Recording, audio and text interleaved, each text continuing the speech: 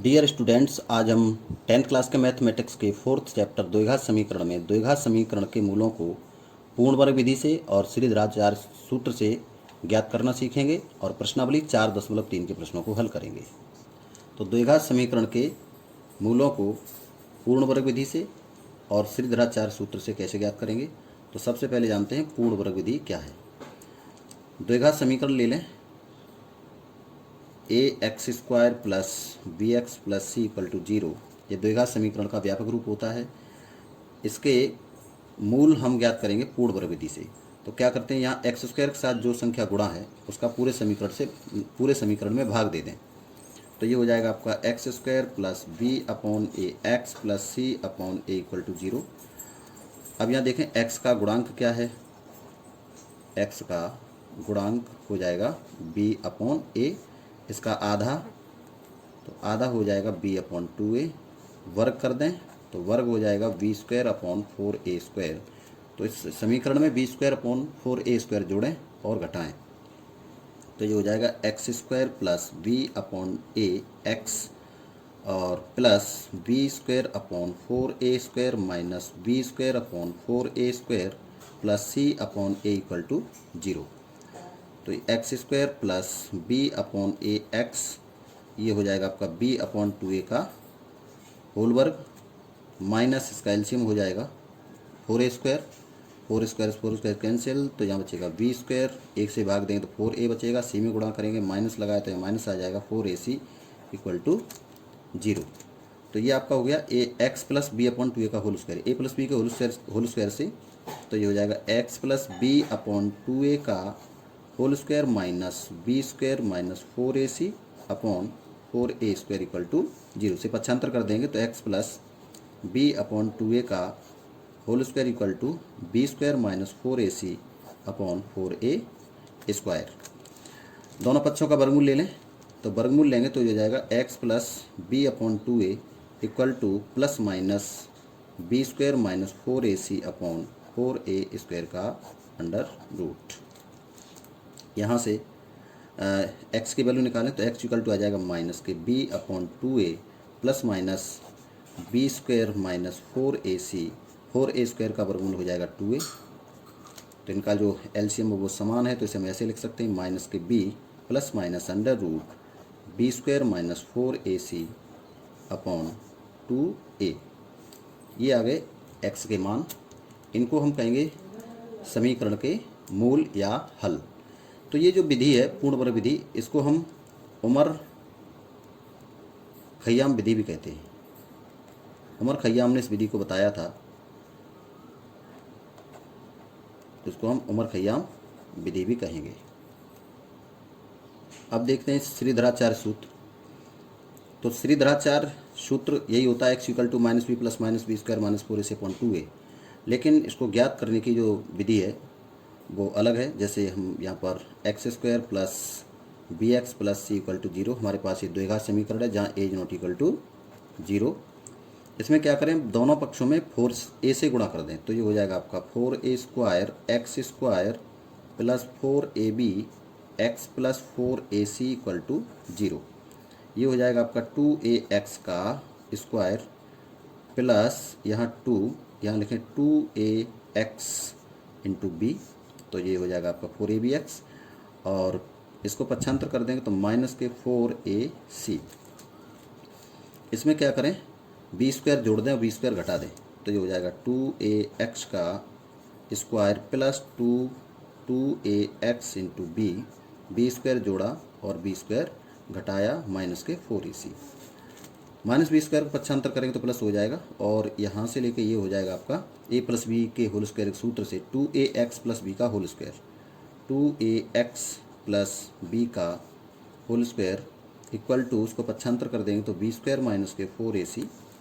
यहाँ से 2ax plus b का अगर मान निकालें तो वर्गमूल लेंगे, तो वर्ग हट जाएगा, इधर इसका अंडर रूट चढ़ जाएगा, plus minus B square minus 4ac। B को पक्षांतर कर देंगे तो 2ax equal to minus B plus minus B square minus 4ac। यहाँ से x का मान निकाल लेंगे तो x इक्वल टू आ जाएगा minus B plus minus under root B square minus 4ac upon 2a। तो यहाँ से भी x की वैल्यू जो ये आई थी minus B plus minus B square minus 4ac upon 2a, उतनी मान ये आया है। इसको हम श्रीधराचार्य सूत्र कहेंगे। आइए अब जानते हैं द्विघात समीकरण के मूलों के लक्षण। Nature of roots of the quadratic equation. तो हम अभी द्विघाती सूत्र यानी श्रीधराचार्य सूत्र को ज्ञात करके गए हैं। तो उससे हम x equal to minus B plus minus under root B square minus के 4ac अपॉन 2a। अब इसमें देखें, ये लिखा है under root B square minus 4ac। इसका वर्गमूल केवल वास्तविक संख्या होने पर ही ज्ञात किया जा सकता है। धन वास्तविक संख्या होगी तभी इसका वर्गमूल ज्ञात कर सकते हैं। तो यहाँ से द्विघात समीकरण के मूल बी स्क्वायर माइनस 4ac पर निर्भर करेंगे।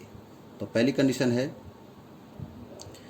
यदि बी स्क्वायर माइनस 4ac का मान 0 से बड़ा है ग्रेटर देन 0 तथा पूर्ण वर्ग है, तो ऐसी स्थिति में द्विघात समीकरण के जो मूल होंगे वो वास्तविक होंगे, परिमेय होंगे और अलग अलग होंगे।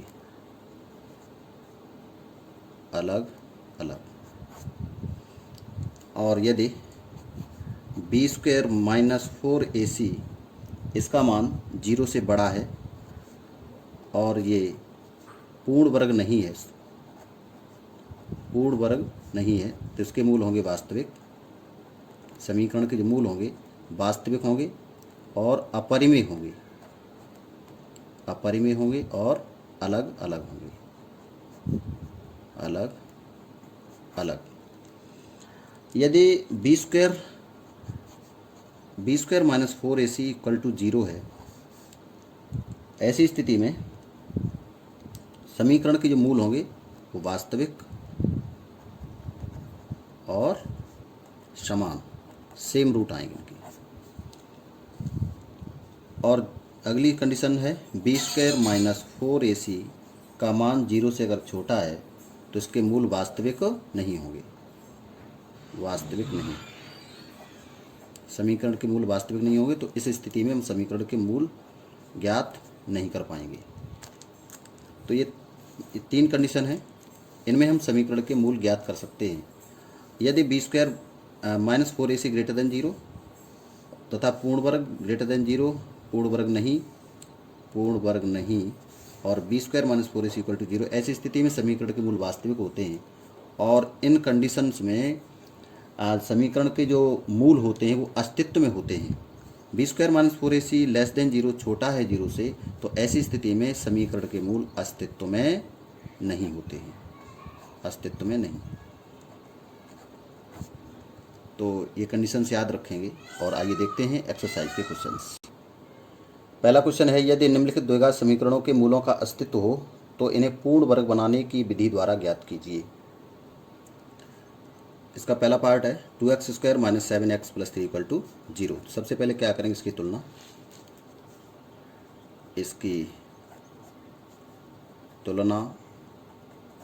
ax square plus bx plus c equal to 0 से करने पर। ये द्विघात समीकरण का व्यापक रूप होता है, तो इससे हम जब तुलना कर देंगे तो ये हो जाएगा आपका, यहाँ पर a इक्वल टू आ जाएगा 2 और b इक्वल टू आएगा माइनस के 7 एंड c इक्वल टू आएगा 3।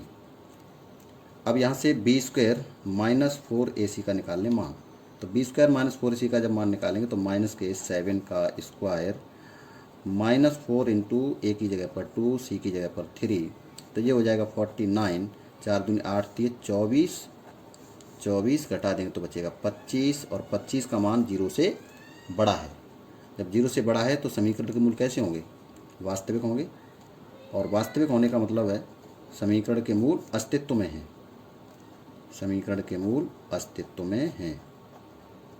और जब अस्तित्व में हैं तो इनको हम पूर्ण वर्ग विधि से हल करेंगे या ज्ञात करेंगे समीकरण के मूलों को।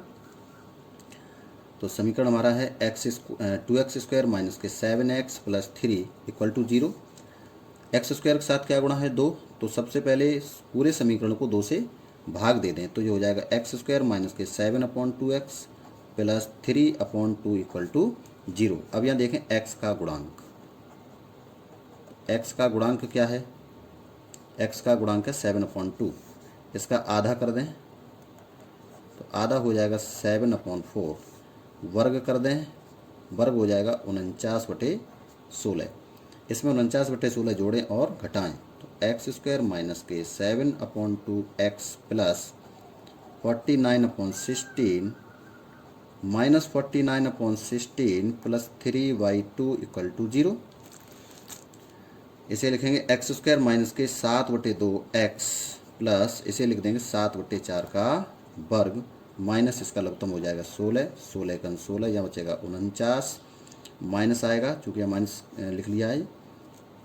2 से भाग देंगे 3 8 बार जाएगा और 8 का गुणा 3 कर देंगे तो आ जाएगा 24 इक्वल टू 0। तो ये आपका यहाँ से लेके ये हो गया x माइनस 7/4 का होल स्क्वायर, ये माइनस बी का होल स्क्वायर से x माइनस 7/4 का whole square minus 25/16 equal to 0। ये हो जाएगा x माइनस के 7/4 का होल स्क्वायर माइनस इसे लिखेंगे 5/4 का स्क्वायर इक्वल टू 0। तो इसमें सूत्र लगा देंगे, सूत्र हम जानते हैं a square minus B square equal to होता है a प्लस बी और a माइनस बी। इसको हम वर्गांतर का सूत्र बोलते हैं। तो यही फार्मूला यहाँ लगाएंगे तो ये हो जाएगा आपका, एक ब्रैकेट में जोड़ना एक में घटाना है तो ये हो जाएगा x माइनस के 7/4 प्लस 5/4 और x minus 7/4 minus 5/4 equal to 0। तो ये हो जाएगा x माइनस यहाँ बचेगा -7 प्लस 5 माइनस के 2/4 और -7 माइनस 5 तो x माइनस के यहाँ हो जाएगा 12/4 इक्वल टू 0। x माइनस यहाँ हो जाएगा 1/2, 2 से कट जाएगा जी, 2 1 2, 2 दूनी 4 और यहाँ पर हो जाएगा x माइनस 3 4 3 12 इक्वल टू 0। तो यहाँ दो ब्रैकेट का जो गुणनफल है वो 0 है, तो इसका मतलब ये है या तो x माइनस 2 इक्वल टू 0 होगा या फिर x माइनस के 3 इक्वल टू 0।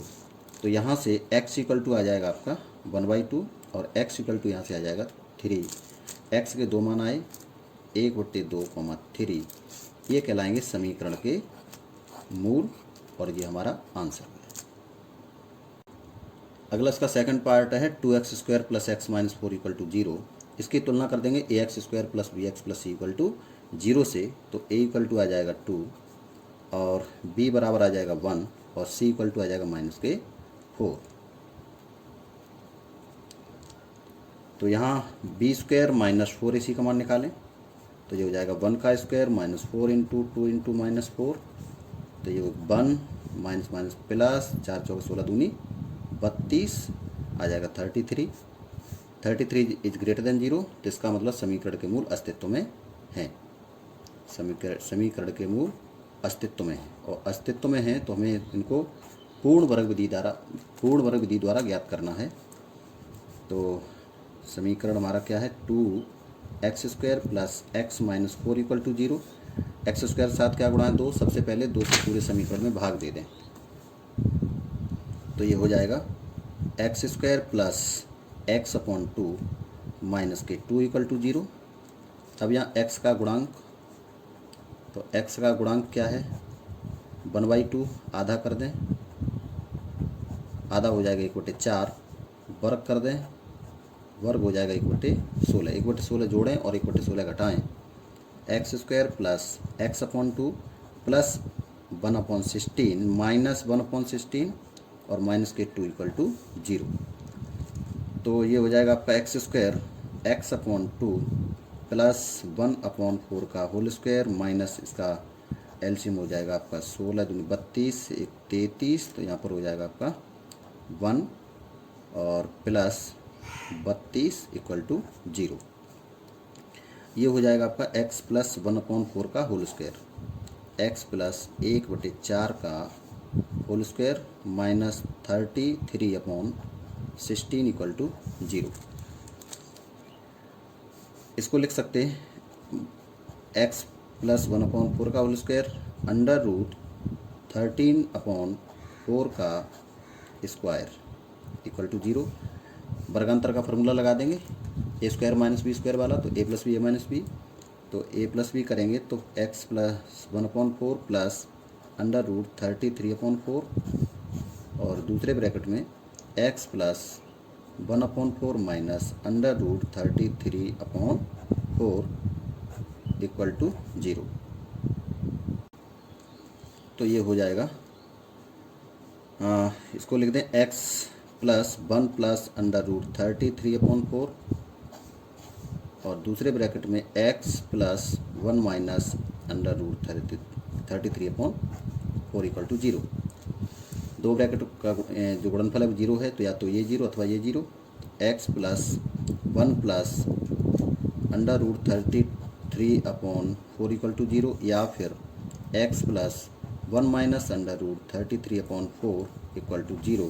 तो यहाँ से x की वैल्यू निकालेंगे तो -1 माइनस अंडर रूट 33/4 तो x की वैल्यू निकालेंगे तो -1 और प्लस अंडर रूट 33/4 तो x के ये आ जाएंगे मान और इनको कहेंगे समीकरण के मूल। ये हमारा आंसर होगा, एक ये और ये।